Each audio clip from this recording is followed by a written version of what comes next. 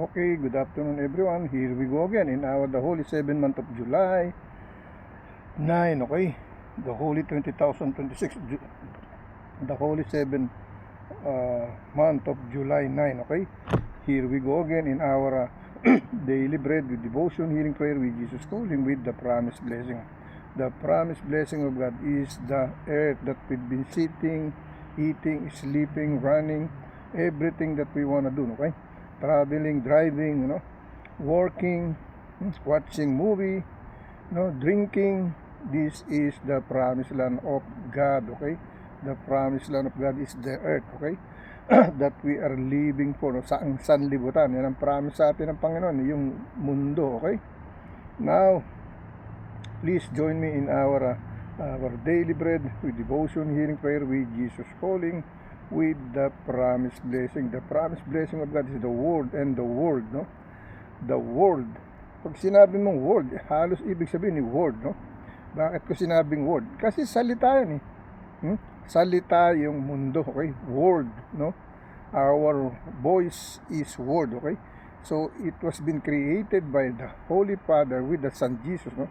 The Holy Father of the Most High, who took his part of his Holy Spirit and sent Jesus Christ, no, as a Holy Spirit, and have a human flesh from the womb of Mama Mary, okay, when he let them go down to the earth, okay, just to save all of us, no? He sent the Son to save all of us, okay, and he did, okay.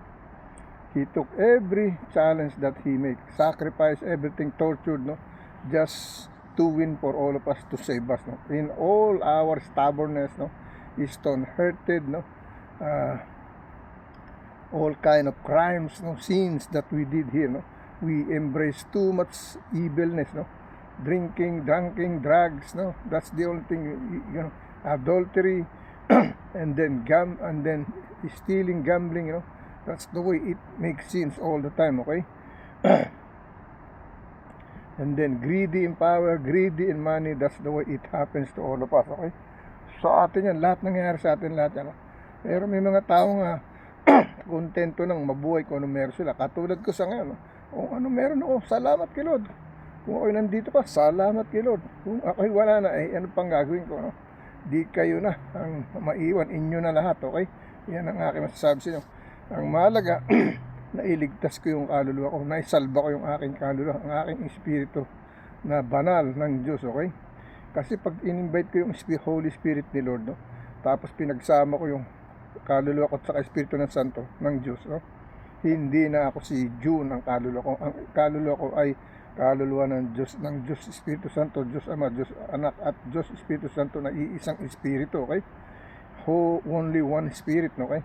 Pero ang tao ay kanya-kanya kasi ang Bible maguguluhan ka talaga, no?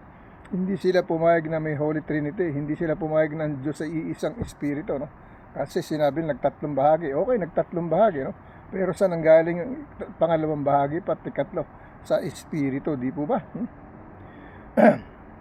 Ang sabi nila, Diyos Ama. Okay, Diyos Ama. Wala bang espiritu ng Diyos Ama? Of course, meron, no? Kaya nga kumuha siya ng Espiritu Santo sa kanyang katawan, okay?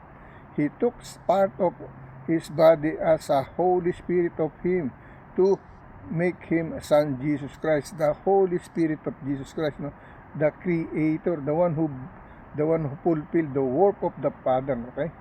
Siya yung tumapos ng trabaho ng Diyos Ama na hindi natapos ng Diyos Ama. Yun ang ibig sabihin, okay?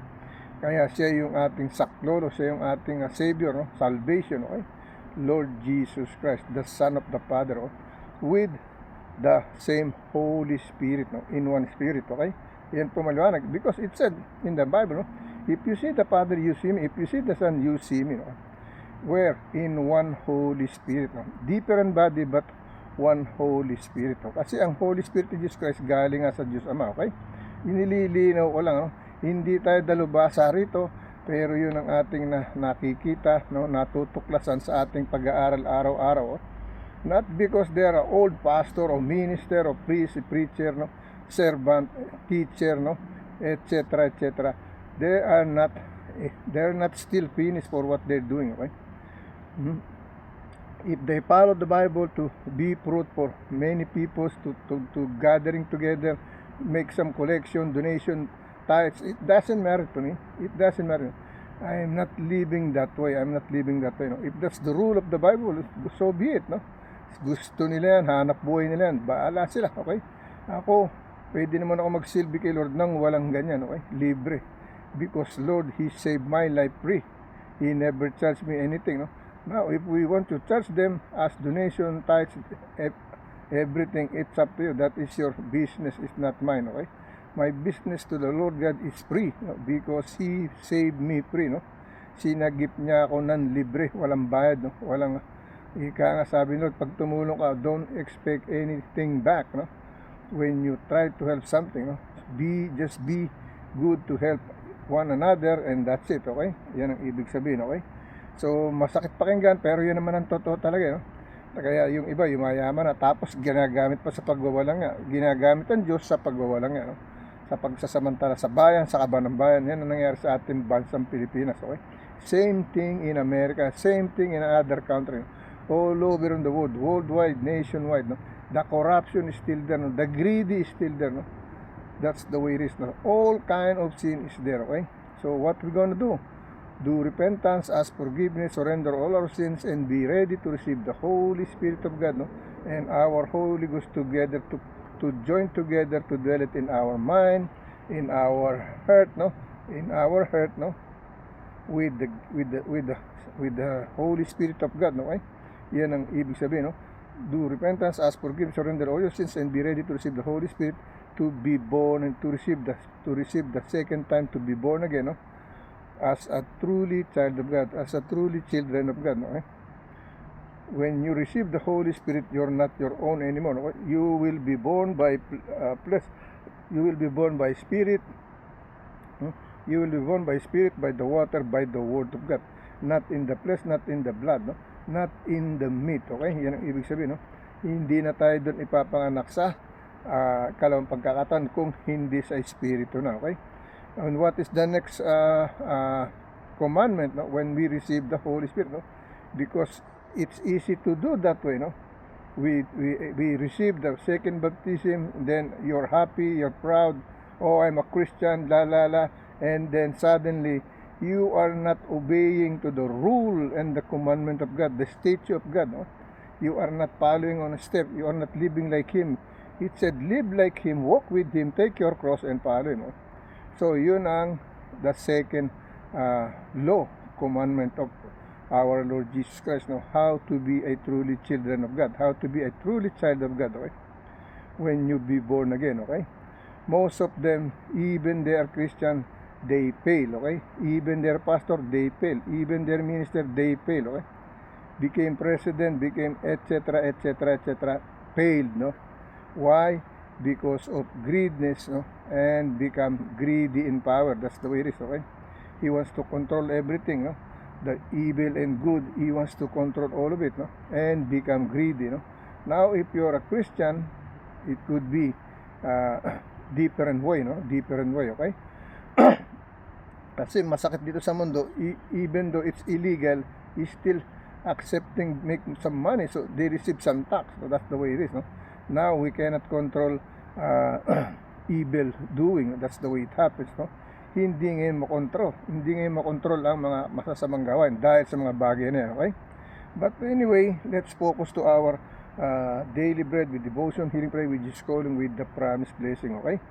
Medyo mahaba ang unang scripture chapter and verse natin kasi gusto kong basahin lahat, no? Malamang hindi natin kaya sa kalating oras o isang oras o sa kalating oras, okay? Kasi ang babasahin po natin sa ating daily bread per scripture, no? Ang Psalm chapter 119 verse 1 to 176. Babasahin ko yung whole chapter, sisikapin kong maibahagi sa inyo, no? Nandito na po lahat ang ibig sabihin nitong Psalm na yan, okay? Yung tungkol sa buhay, tungkol sa kasaganaan, no? Hindi ko po matandaan lahat. Lahat po ng karamihan ng salita ng Diyos ay nasa Psalm 119, okay? Most of the Word of God is highlights, no? From Psalm chapter 119, it's almost there, no? More Word of God than the word of the disciples or apostle, okay?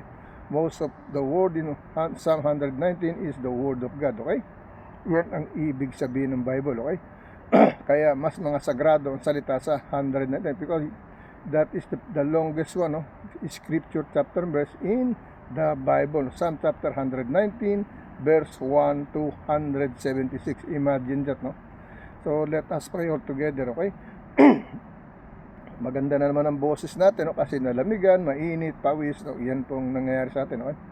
Lord God, once again, here I am again, Lord God, to pray for your name, to call for your name, to praise for your name, Lord God.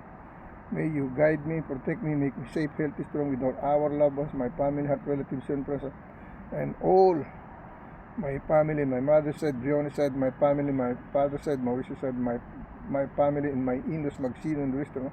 And all my neighbor in Lemery, Batangas, no? Barrio Ayago, the 50 town of Lemery, Batangas, Lord. I include in this daily bread and devotion, he'll pray with this call with the promise blessing, Lord. Lord, I include the 3 regions of the Philippines, Luzon, Visayas, at Mindanao, from president to the lower civilian person, Lord. Senate, senator, no? Vice president, all of it, I pray for all of you, Lord God, to be in one, no? In the name of the Lord God, no? If they don't want, it's up to them, Lord God. The decision is your Lord God, the mighty Father, the Son, with the Holy Spirit, in Jesus' name that we always call and pray, amen. Lord, comfort all in the middle of war, in the victim of war, Lord God. Comfort all in the victim of flood, earthquake, tornado, flood, fire, etc., etc., Lord God. In your holy, mighty name, Jesus, amen. Lord, healing prayer, no? Healing prayer for all of us who have sickness and illnesses. All of us have sickness and illnesses. Nothing has not have sickness. All of us have it, Lord God, because we are only human beings. We got sick from the surrounding of the world, Lord God, because even the world are sick like us. In your holy mighty name, Jesus, amen. And we need your guidance, provision, mercy and glory, and protection, Lord God, and peace in our everyday life of living, in your holy mighty name, Jesus, amen and amen, okay? Yan po, no? Dako tayo sa ating Psalm, no? Unang scripture chapter and verse natin, no? Psalm 119 verse 1 to 176, no? So basahin na natin, okay? Masarap, first time kung babasahin to lahat, no? Kung saan tayo abutin, doon tayo titigil at susundan uli natin, okay? So let me read the message first, no? In day 9, no? Every one day naman I read this, so I will read this 12 days a year, okay? 12 beses sa loob ng isang taon, no? Because we have 12 months of the year, no? Day 9, no? What a privilege is to store your word in my heart, to keep me from sinning against you, okay? And to be a storehouse, inspired words of the Spirit can bring to mind to help others. May your word always refresh, nourish me, and teach me as I read and meditate it with a listening heart. No? Meditate with a listening heart, okay? Paano kung hindi ka marunong, hindi ka masyadong nakakapag-meditate? Kasalanan ba sa Diyos yan? Hindi, no? Kasi sabi nga ni Pastor Billy Graham, hindi mo naman kailangan memorize lang lahat ng laman ng Biblia. Ang kailangan lang makapagsilbi ka sa kanya, mabasa mo, matandaan mo. Kung hindi mo may meditate, buksan mo ng buksan, basahin mo, kasi nakikipag-communicate ka pa rin sa Panginoon. Hindi dahil hindi ka marunong mag-meditate o mahina memory mo ay yun na yun, kasalanan. Hindi po kasalanan. Ang sabi ng Diyos, live like Him, walk with Him, take your cross and follow Him. Okay? So magsakripisyo, no? Para sa kaligtasan mo at kaligtasan naman ng iba, katulad ng ginawa niya, okay? Yan ang ibig sabihin, okay? Let me read it for the second time, no? What a privilege is this to store your word in my heart, no? To keep me from sinning against you, no? And to be a storehouse of inspired words that the Spirit can bring to my mind to help others, no? May your words always refresh, nourish me, and teach me as I read and meditate it with a listening heart. Nakikinig na puso, ibig sabihin, okay? Now, let me read in Tagalog version, okay? Tagalog version, okay? Day 9, ikasyam na araw, no? Napakalaking pribileyo na itinago ang iyong salita sa aking puso, no? Sa aking puso, upang ako ay hindi magkasala laban sa'yo, no? Not to have mistake from sinning, no? Sinning from him, okay? Ang sabi rito, okay? Sinning against you, okay? Na magkasala laban sa kanya, okay?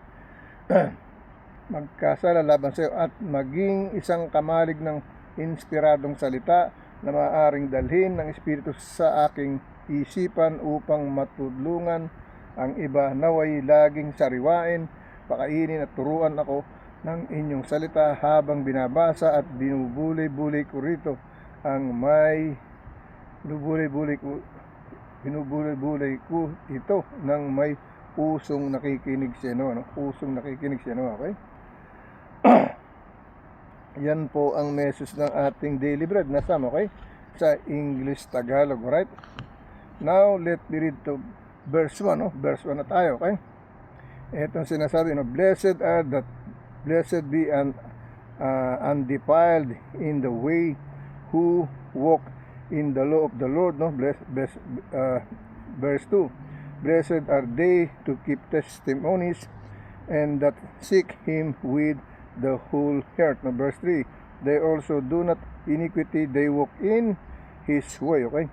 Verse 4. Thou hast commanded us to keep thy precepts diligently. Okay? Verse 5. No? Oh, that my ways were directed to keep thy statutes. No? Verse 6. No? Verse 6, okay? Then shall I not be ashamed when I have respect unto all thy commandments. No? Verse 7, I will praise thee with uprightness of the heart. No? When I shall have learned I shall learn thy righteous judgment. Okay? Ang sabi ng verse 7, no? I will praise thee with uprightness of heart, no? When I shall have learned by righteousness judgment. No? Verse 8, no? I will keep my statute, forsake me, no? Not uttery, no? Not uttery, okay?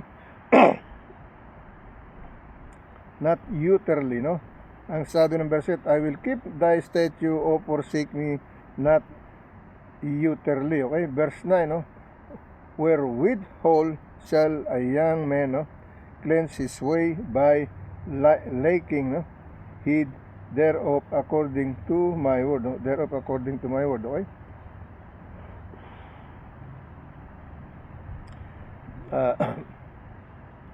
According to my word. Verse 10, no?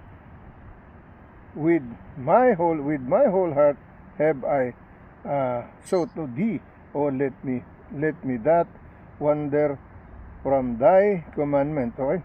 Verse 11, no? The word I have hid in mine heart, no? That I might not sin against thee. Okay? Verse 12, no? Blessed art thou, no? O Lord, teach me thy statute, no? Teach me thy statute, batas, o no? Kautusan. Verse 30, no? While my lips have I declare all the judgment, no, of thy room, no? of thy mouth, okay? Verse 40, no? Have rejoiced in the way, and thy testimonies and much are in all sins, no? Much in all sin, okay? Yan yung ating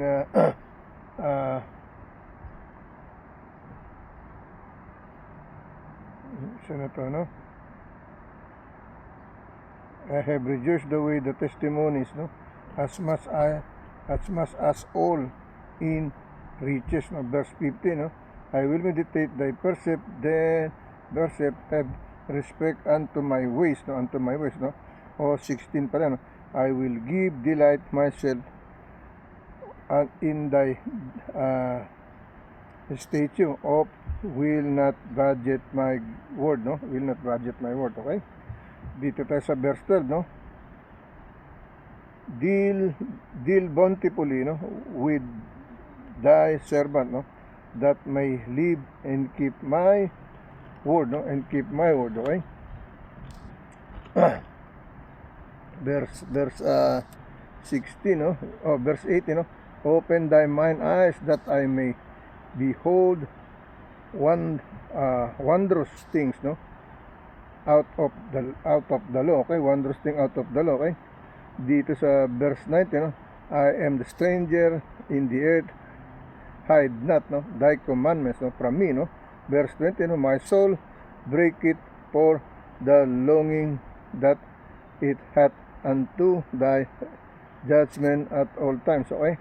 Verse 21, no, thou hast rebuked the proud, are the cursed which do error from thy commandments, okay.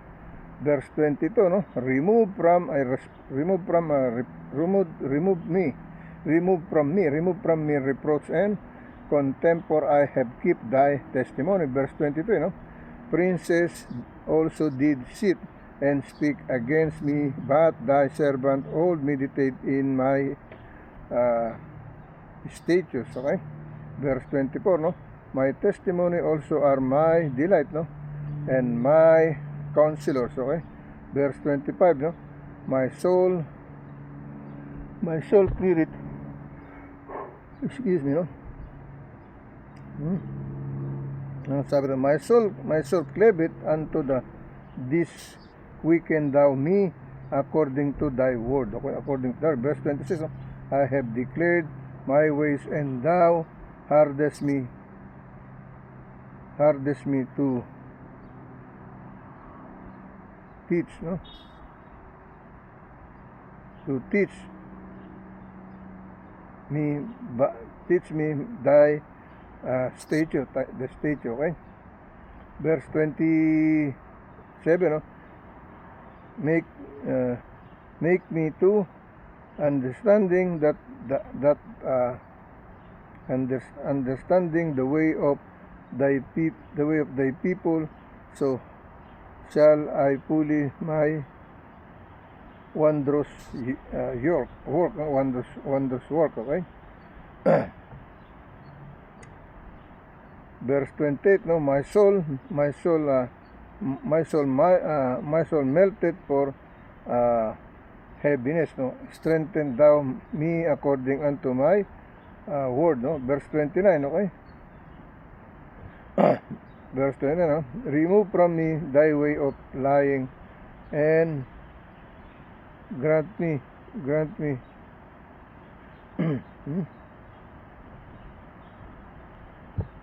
ang sabi rito, no, remove from me from thy way of lying, and grant me my ang sabi ng verse 29, no, remove from the way, no, of lying, and grant me thy law graciously, no. Verse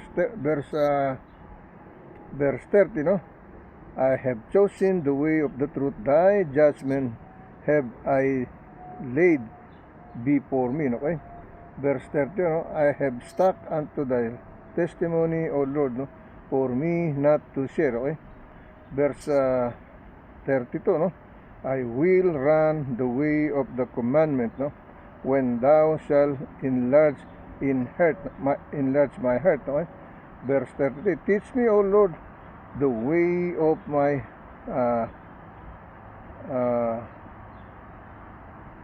state, you know, and shall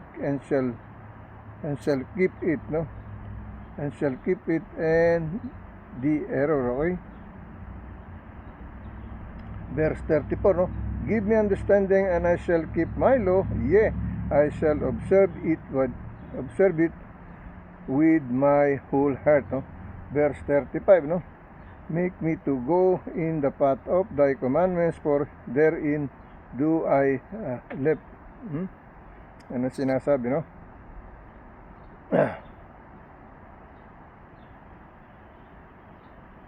Make me to go in the path of thy commandments, no, and therein do I delight, no. Verse 36, incline my heart unto thy testimony, and be not ourselves, okay.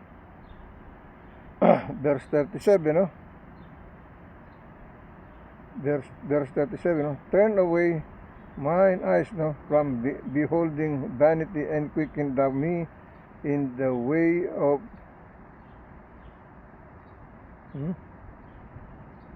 quicken thou me in the way, no? Verse 38, no? Establish thy word unto the servant, no, who is devoted to thy fear, no? Who is devoted to thy fear, okay? Verse verse 39, turn away my reproach which appear, for the judgments are good, okay?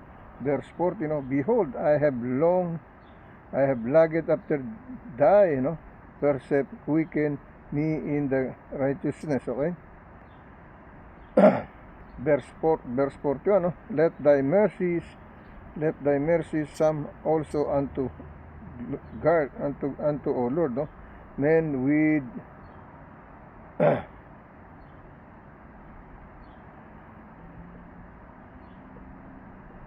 ang sabi ng verse 41, no, let thy mercies, no, come also with me, O Lord, no, even thy salvation, no, according to thy word. Verse 42, no, so shall I have wherewith to answer him that spaseti me ano to, no,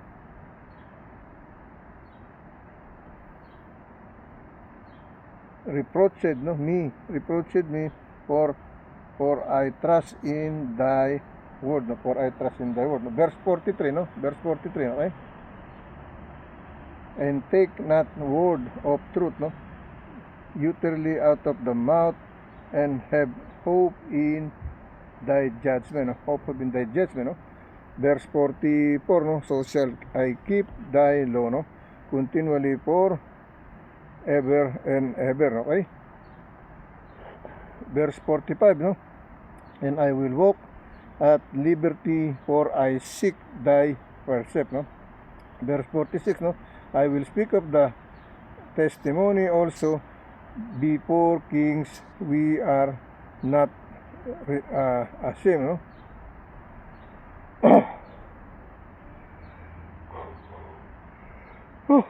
Excuse me, no. It is verse 46, no, I will speak a testimony also before kings, no, and will not be ashamed, no. Verse 47, no, I will delight myself in thy commandments, no, which I have loved, no. Verse 48, my hands also will I lift up unto thy commandments, no, which I have loved, and I will meditate in the statutes, okay? Yan sinasabi, no? So, punta tayo sa verse 49, no? Verse 49, okay? Remember, no, the word unto my servant, no, upon which thou hast, no, causes me to hope, no? Hope. Verse 50, no? This is my comfort of my affliction, no? To be this is my comfort in my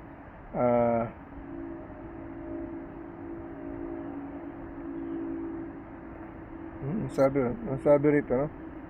And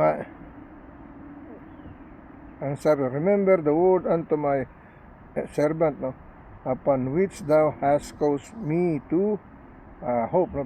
Verse 50, no, this is my comfort, no, this is my comfort and my affliction, no, for thy word hath quickened me, no. Verse 51, no, the good have had, no, me greatly to